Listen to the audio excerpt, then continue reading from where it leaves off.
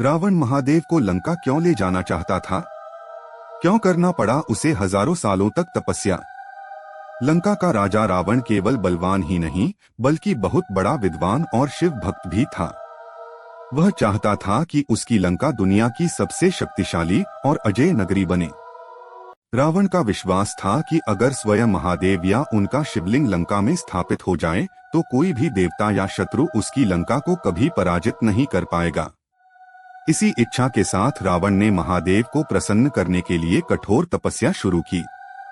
सालों नहीं बल्कि हजारों वर्षों तक उसने भयंकर तप किया। जब महादेव प्रसन्न नहीं हुए तो उसने अपने एक एक सिर को काटकर अर्पित करना शुरू कर दिया।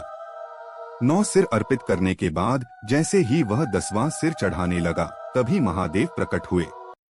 महादेव उसकी भक्ति और त्याग से अत्यंत प्रसन्न हुए। उन्होंने रावण को रोक लिया और उसका शरीर फिर से पूर्ण कर दिया। रावण ने विनम्र होकर वरदान मांगा, प्रभु आप मेरे साथ लंका चलिए ताकि मेरी नगरी सदा सुरक्षित और अजेय बनी रहे।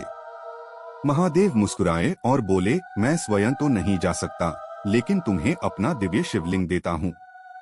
इसे लंका ले जाओ, पर एक शर्त है, रास्ते में इसे कहीं भूमि पर मत रखना वरना यह वहीं स्थापित हो जाएगा।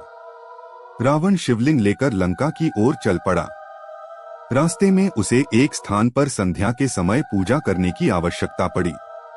उसने एक बालक, जो वास्तव में देवताओं की चाल थी, को शिवलिंग पकड़ने के लिए दिया, लेकिन बालक ने कुछ ही क्षणों बाद उसे भूमि पर रख दिया। जैसे ही शिवलिंग धरती पर रखा गया वह वहीं स्थिर हो गया।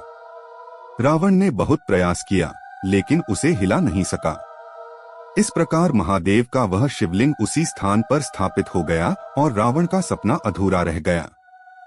लेकिन उसकी भक्ति आज भी उदाहरण मानी जाती है, एक ऐसा भक्त जिसने अपनी जान तक अर्पित कर दी सिर्फ महादेव की कृपा पाने के लिए। अगर आप भी महादेव के सच्चे भक्त हो तो कमेंट में हर हर महादेव जरूर लिखें।